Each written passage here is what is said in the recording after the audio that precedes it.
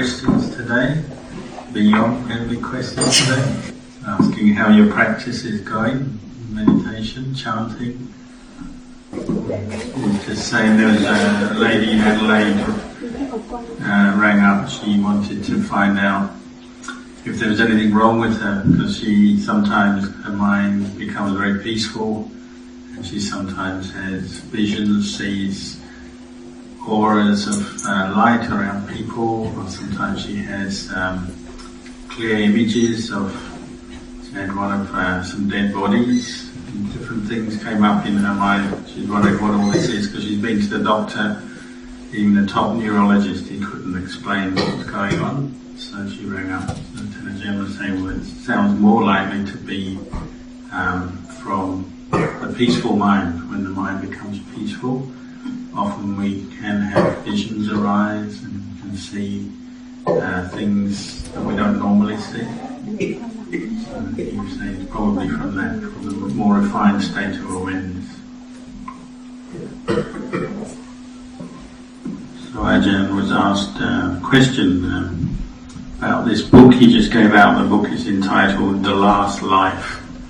So the question is to explain some more what does that mean, last life? And Ajahn saying, well, in the Buddhist teachings about the nature of this mind, the human mind, human life, we say normally our mind, if it's untrained, hasn't yet fully developed understanding of the true nature of things, then it's under the influence of, you could say, ignorance or delusion, not understanding truth. And because of this lack of understanding, it constantly is being conditioned by craving and attachment, which are the cause for birth. Birth meaning birth in this life, we were born in this life, and when we die, as long as avijja, tanha, upadana, or ignorance, craving and attachment are still affecting our minds, well, that will lead to future birth, as in the next life. The place or the experience one would have in the next life, where the consciousness goes to be born, will depend on the karma of each individual being, good and bad. Those who have made a lot of good karma may be reborn in one of the many heaven realms, or may come back as a human, a manusa, or may be reborn in a Brahma loka, Brahma realm, very high realm, for those who have developed deep levels of concentration in their samadhi. But it all depends on the strength and the conditioning effect of karma, good and bad karma that beings make throughout their life. If somebody's made a lot of bad karma that's affecting their mind, a lot of suffering, unwholesome mental states, well, this might lead them to be reborn in a lower realm, a ghost realm or a hell realm, so on. All of this, though, all of these realms of existence, they come within the bounds of this, what we say, process of causal conditioning, where dependent on avijja, or ignorance, then karma is made, craving and attachment arises, and whether it's even for a very high and refined heaven realm, or a realm of suffering, or just a human birth, human realm, well, this process of conditioning is affecting us all the time. When the Buddha came into the world, was practicing, he actually made the statement that this will be my last life. That was based on his clear understanding of this process of causal conditioning, understanding that ignorance gives rise to craving, gives rise to attachment, gives rise to birth, and actually developing the mindfulness and the insight to transcend that process, to abandon the ignorance so that there's no longer conditioning, craving, attachment and future birth. And this is the Buddhist path, the practice to see or penetrate the Four Noble Truths is for the abandoning of ignorance, avijja and craving and attachment. And this is what he completed through his practice. And so he was able to say, well, this is my last life. Then he was also able to teach this path, this method or this path to others. So we know he gave the teaching to the first 5 ascetics, led by Venerable Anya Kondanya, who also were able to transcend this process of causal conditioning that leads to future birth. They managed to purify their mind, developing insight, listening to his teachings and practicing. So they also became what we call arahants, beings who have purified their mind. There's no more ignorance conditioning their mental states. So they achieved their last life as well. And they could also say, well, this is our last life. No more birth for us. It has to be a mind that has been purified through the development of insight, knowledge, to the point where there's no more deluded attachment to the world, to this body or mind, where the mind is experiencing a state of, you might say, emptiness, empty of attachment. What do we normally attach to with the mind? Well, it's these five khandhas: body, feelings, perceptions, mental formations, consciousness. This abandoning of attachment to the khandhas leads to the purification of the mind and this experience of nirvana, which is considered to be the highest happiness that we can achieve as human beings. And it's based on understanding that all these other levels of the mind and realms of existence, whether it's the human realm itself or the lower realms, hell realms, ghost realms, or heaven realms, Brahma realms, the mind understands now through its wisdom and its practice what these realms are, their nature, that they're still subject to birth and death. So the mind no longer attaches to them. There's no more causes in the mind for further birth into those realms. And this is why we say it's the last life. An arahant doesn't have another birth. So nirvana is a state, we say, without birth, without death. So in the modern era, we have teachers such as Lumpur Char, our teacher, Lumpur Mahabua. They've achieved this through their practice. And one of the results of that, achieving nirvana and achieving the end of birth and death, purifying their mind, is that when they die and we cremate them, well, their bones actually, their ashes turn to relics and crystallize. And it's just a reflection or a symbol of the pure mind.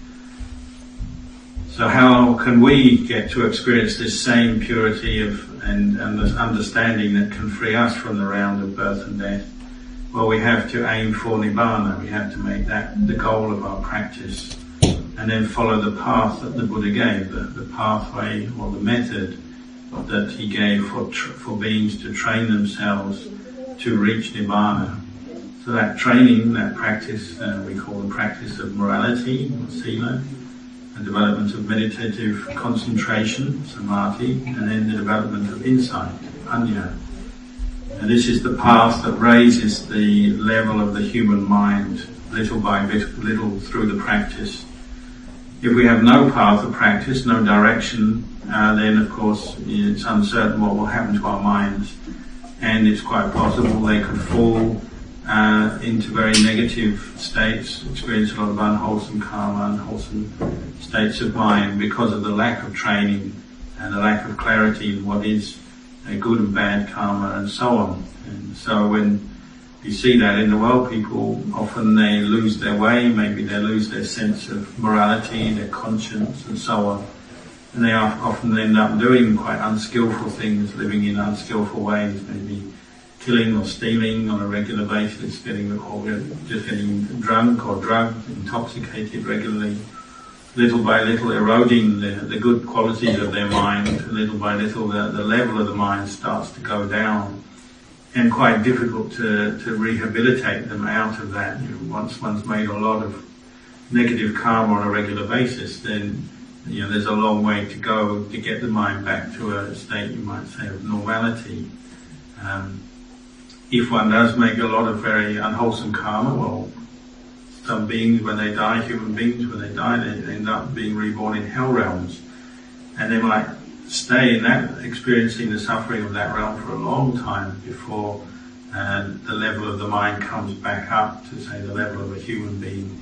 And just the power or the strength of their negative karma, it takes a long time to wear off. So we are fortunate that we have these teachings, we have this path, the path of generosity, morality, meditation. This is what will help to improve our state of mind, our experience of happiness in this world, so that we can be a full human being, a manusa, or even bring the mind to a level of a deva, a heavenly being, and on death we might be reborn in the heaven realm. And there are those beings we call bodhisattvas, the great beings. They're ones who've made a vow to, not only for their own enlightenment, but also to teach others, help others towards enlightenment. These beings, when they die, they're always born in the heaven realm we call Dusita, heaven realm, where they're still able to assist others in their spiritual journey. There was a question just about whether you can interpret or look at our experience as human beings in the world today, and say that maybe you can even say that parts of the world, different countries, different areas are like heaven on earth, other parts of the world appear more to be like hell on earth. Mm-hmm. And you could say, well, heaven and hell exist right in this very world that we live in.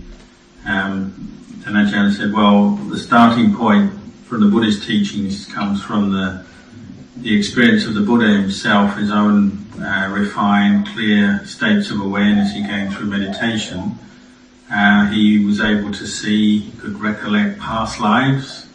He could see beings when they pass away, they die from this world, where they're reborn, and he could see with great clarity and precision that these other realms of existence do exist in of themselves. There are heaven realms and different levels of heaven realms, and they're the lower realms of existence, what we call the realms of suffering, so animal realms, ghost realms, hell realms.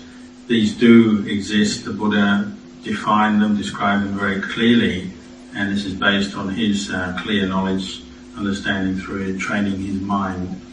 So that you take that as the starting point.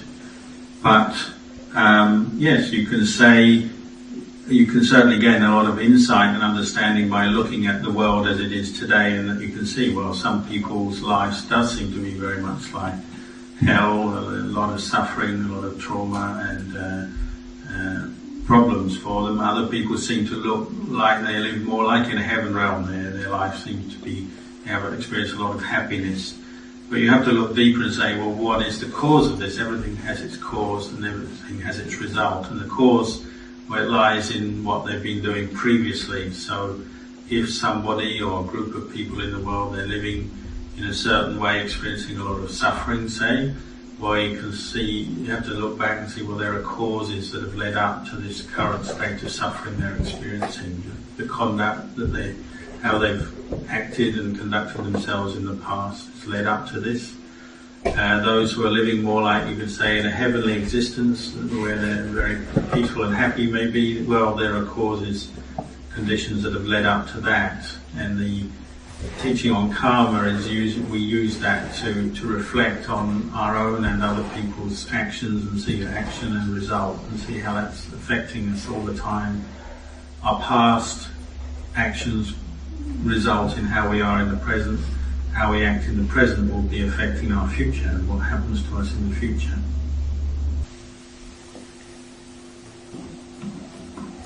You can really understand about this if you start studying and looking into your own heart and the experience of your own heart and mind. You can see that when we get caught into states of suffering, then that's like being born into a state of say, of being a ghost or into a hell realm. Or when we create the causes through our actions and our thoughts and our speech for happiness to arise, well, that's like the mind going into heaven. And you can see that's, those causes and results are going on all the time, states of happiness, states of suffering we experience through our lives. You can see that's like heaven and hell. Ajahn Chah, when he was a young monk, he went to study with a teacher called Lumpur Ginari, who was a disciple of Ajahn Mun. And one day there was a big group of ants having an ant war on the floor of the forest. Like a group of red ants were fighting a group of black ants.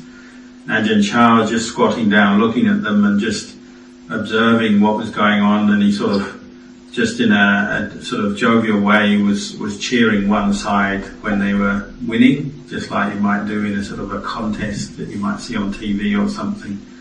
And when the other side seem to be winning, you sort of say, not doing so well now. It's just a light-hearted way of looking at these two groups of creatures, the different coloured ants, fighting it out for territory. But his teacher, Ajahn Ginari, walked past at that moment, and as he saw Ajahn Chah squatting there looking at the success and the failure of these different groups of ants, he just said out, 1 minute in heaven, 1 minute in hell, and then walked off. So Ajahn Chah went away and sat, meditated, contemplating this. And why did the teacher say 1 minute in heaven, the next minute into hell? And he realised it's just pointing to the way our minds are. That, when we have pleasant experiences or success, different kinds of happiness, well, it puts us in a good mood. You can say we like go up to heaven. Then the next minute, we experience some unpleasant experience, some failure, some problem, or it's like we go into hell. And, literally, that's the state of our mind, up and down like this, according to conditions, happy and then suffering. And, if we were to die at those moments, as you fall into the state of suffering, if you were to die then, well, maybe you actually would be reborn in a state of suffering. Or if you were to die when you're experiencing a state of happiness, well, maybe you would be reborn in a happy, heavenly realm.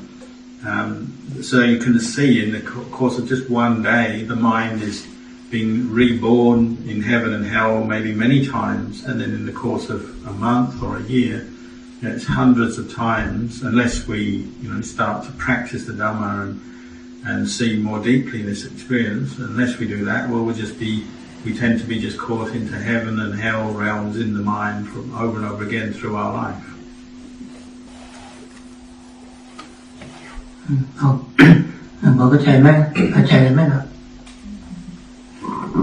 Does this make sense? So this book, The Last Life, that Ajahn gave out, it's a collection of teachings and anecdotes and stories and talks from Ajahn Mahabua, talking about his fellow monks, some of them more senior to him, some of them junior to him. Most of them in the forest lineage of the forest monks. The teaching of their teacher was Ajahn Anan, and they're all considered to be monks who have attained this. Their last life, they won't be reborn. So there's just comments he's made over the years. They collected them together and put them into a book describing these different monks, how well they've practiced, and then they have attained this experience of the deathless.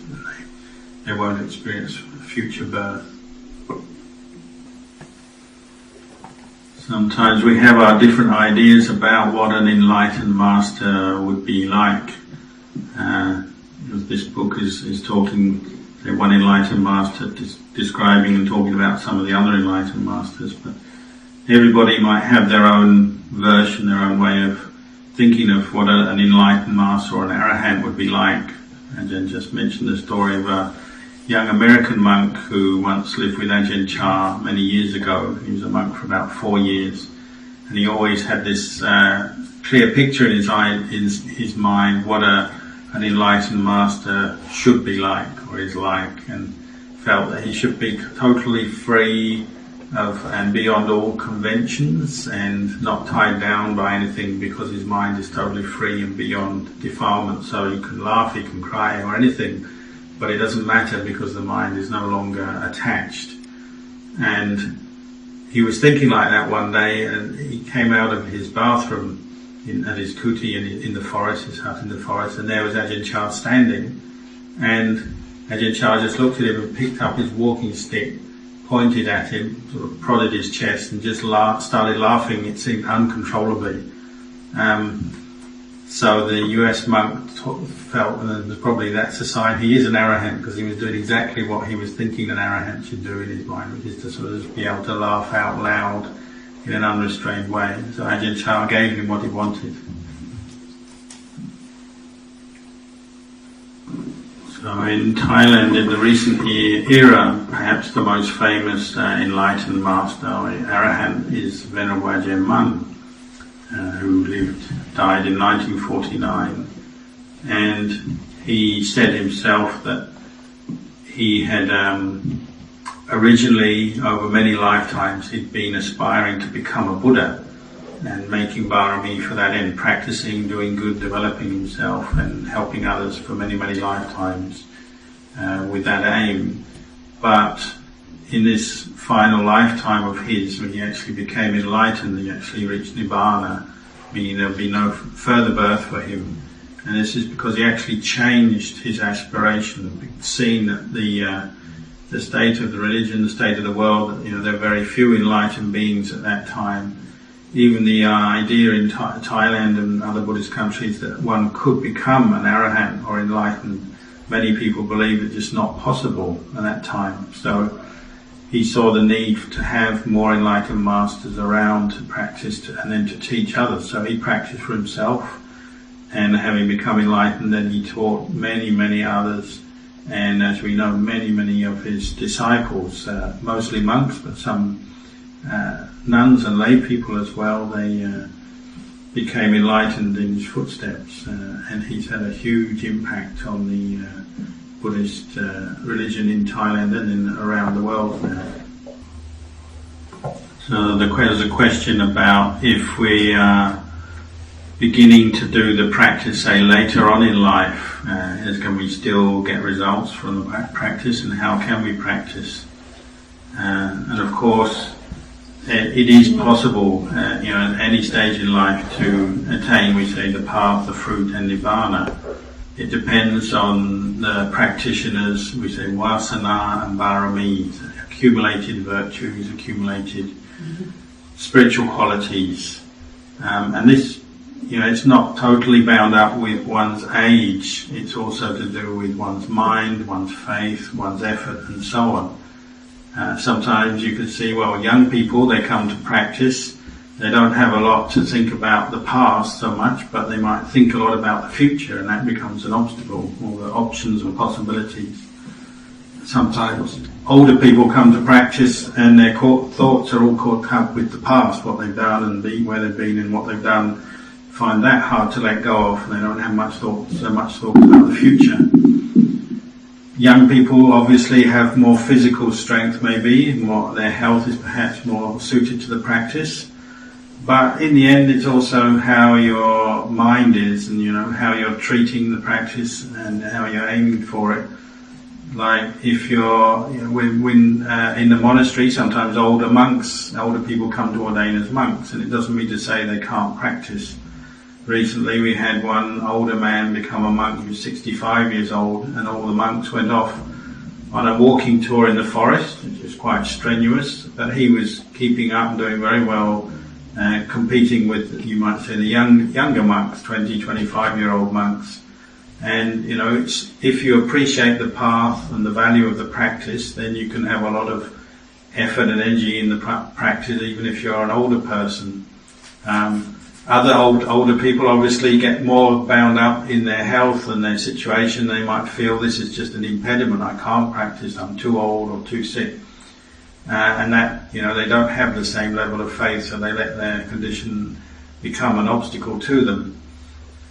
The important thing really is to keep developing mindfulness in daily life. And so if you have a job or you're involved in sort of activities through your day, if you're practicing to develop mindfulness, you have to know how to put things down, how to let things go. So when you've finished your work, you come home, learn how to let it go. Don't let it keep disturbing your mind, and you keep thinking about it over and over again.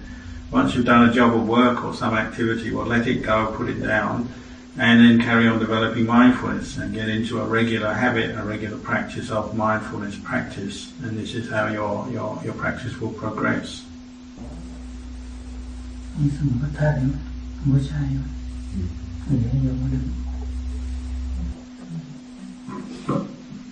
And Jan was just talking about one of his first teachers, Lumpur Punna, the man who ordained as a monk later in life. When he was about 55, he went on a tour of India, like a pilgrimage to the holy sites. And the whole journey, every day and all the time through that journey, had this vision of the Buddha in his mind the whole time. So he came back very, very inspired, and wanted to change sort of the direction of his life, so he thought, well, now I've made enough money, I've worked enough, I'm going to ordain as a monk. His wife at that time misunderstood and thought he's probably just bored with her, so she said, I'll find you a mistress, a second wife. He said, I don't want a second wife, one night wife is enough, I want to ordain as a monk. So anyway, he became a monk, and he went to stay with Luang Por Khao, one of the famous disciples of Ajahn Anan. And Luang Por Khao said, can you practice Buddho? And he said, using this mantra, the Buddha meditation word Buddho. He said yes. So he practiced with Buddho, and he just lived in a very simple little hut, and his mind was always very, very peaceful and happy. Sometimes people, depending on the situation, people would give him, sometimes people gave him a hard time or even criticised him sometimes, and he was never angry. He's always a very peaceful, happy monk. And it just shows you at that age you can achieve a lot from your Dhamma practice, even beginning at that age in life. Later he moved to a monastery near where Ajahn Anan used to live in Sarapuri, Ayutthaya, and he would receive teachings from him. Ajahn Anan would receive teachings from him, and he took him to meet some of the many meditation masters of the day in Thailand. They went to see Luang Por Wan. I forget what the story was. Luang Por Wan. ถวายผ้าคลุมเนี่ยอากาศมันก็ร้อนไงแต่กลางคืนหลวงปู่แหวนก็มันก็ทำให้อากาศมันหนาวเนี่ยมีสงมากไง They went to see Luang Por Wan, and the lay people offered Luang Por Wan a kind of a cloak, a cloth for keeping his shoulders warm when it's cold, but actually the weather was very hot, so it looked like he might not wear it. But that night, Luang Por Wan used his psychic ability to bring the temperature right down in the monastery. The monastery became very cold, so he could wear the cloth, and then the people would get some merit that he actually used the cloth that they offered. Of course, it's not just monks or nuns who can become enlightened, who can receive the fruits of this practice. In the time of the Buddha, there were many lay people who practiced and gained results from their practice, became Sotapannas, stream enterers, and so on. So the famous ones are the Lady Visakha and the man Anathapindika. Both practiced very well and gained enlightenment from their practice. The important thing is to learn how to develop mindfulness, put the effort into developing mindfulness in your daily life, whatever your life situation. Put effort into developing mindfulness, keeping the precepts, developing yourself in the spiritual qualities that are needed, and eventually this can ripen in enlightenment. So lay people can do it as well.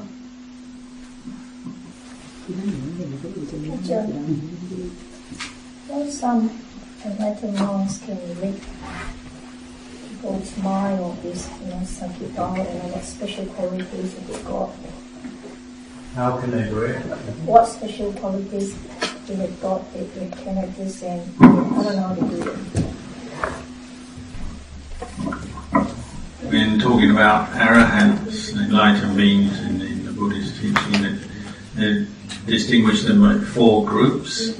So the first group, Sukha Vipassaka of arahants, they're the ones you might say have been developing their parami, practicing over a lesser period of time. So they're arahants, their minds become fully pure, and they have samadhi and wisdom, but tend to have few psychic powers. But if a practitioner during the course of their practice, obviously not once they're at the end of their practice, but during the course of their practice, they develop their samadhi for longer and in a more in-depth way, and develop their panya, their insight more in-depth as they're practicing the parami that they gain. The second group of arahants who have practiced in this way will have gained are called the Tevicha arahants, so they have gained some psychic ability, maybe the ability to recollect past lives, see beings in other realms, and so on. If the practitioner's samadhi and wisdom has been developed to an even maturer level during the course of their practice, then they may become the third, an arahant at the third category. They have the sixth abhinya, or all the different kinds of psychic ability, like the divine eye can see beings in other realms, talk to them, communicate with them, can hear things, they can maybe fly through the air, they can perform miracles, read other people's minds, and so on.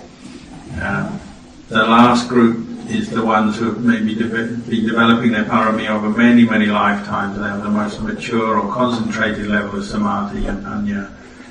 These are called the Patisambhita arahants, and their skills are also particularly they have the skills in teaching the Dhamma to people, even in a language that they don't know, don't understand, and so on. They have many, many skills, psychic ability to teach the Dhamma to different people, get them to realise the Dhamma and understand the Dhamma. They have great skills. So there's 4 kinds of arahant, or classes of arahant, and it depends pretty much on how long they've been practicing and how the depth or the strength of their parami, their samadhi, their panya, what skills they'll have. So not every arahant has necessarily lots of psychic ability. Each arahant will have different skills, different level of skills.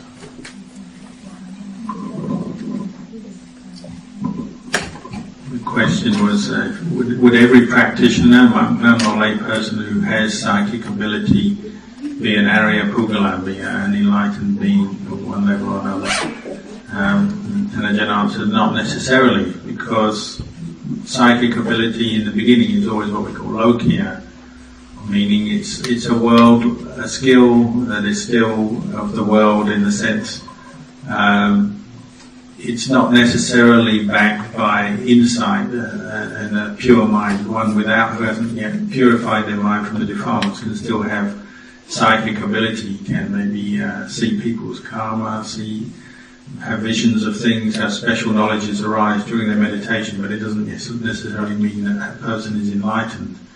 And the thing about any lokiya attainment or worldly attainment is that it can still degenerate, so it can lose that ability, whereas the abilities of an arahant, the insight, the purity of mind, and even the psychic ability will not fade, it won't degenerate. They've reached the point where the mind is so pure it no longer degenerates.